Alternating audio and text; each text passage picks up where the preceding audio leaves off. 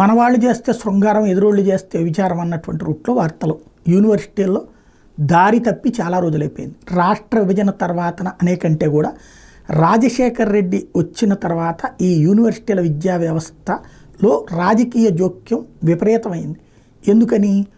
అప్పటిదాకా కేంద్ర ప్రభుత్వం యూజీసీ నిబంధనలకు అనుగుణంగా యూనివర్సిటీలు నడిచాయి, దాని ప్రకారమే ఉండేది.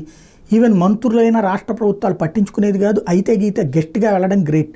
కానీ రాజశేఖర్ రెడ్డి వచ్చాక స్టేట్ యూనివర్సిటీస్ కిందకి మార్చేసి ఓ నాగార్జున యూనివర్సిటీ పరిధిలోంచి కృష్ణా యూనివర్సిటీ సపరేట్ చేసుకొచ్చి అట్లాగే ప్రతి యూనివర్సిటీని కూడా జిల్లాకు ఒక యూనివర్సిటీ కింద మార్చేశారు. తీరా చూస్తే యూనివర్సిటీ భవనాలు కట్టింది పాడు లేదు, కానీ ఒక కాలేజీ బిల్డింగ్లే యూనివర్సిటీల కింద అయిపోయింది. ఒకప్పుడు యూనివర్సిటీ అంటే ఒక పెద్ద విశేషమైనటువంటి విశాలమైన గ్రౌండ్, దాంట్లోకి వెళ్తే మేము చాలా గొప్పగా ఫీల్ అయ్యేవాళ్ళం, గర్వపడేవాళ్ళం. నాగార్జున యూనివర్సిటీ ఆ ప్రాంగణం అది చూస్తే యూనివర్సిటీ పరిధిలో మేము ఉన్నామా అని గర్వం అక్కడ ఉన్నట్టు పీజీ స్టూడెంట్స్ని చూసి నమస్కారం పెట్టేవాళ్ళు.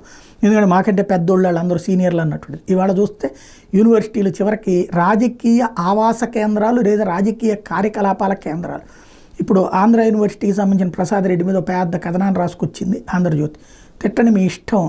వాస్తవంగా ప్రతి యూనివర్సిటీల్లో ఇవాళ అంతకుముందు విద్యా వ్యవస్థకి రాజకీయాలకి దూరంగా ఉండేది.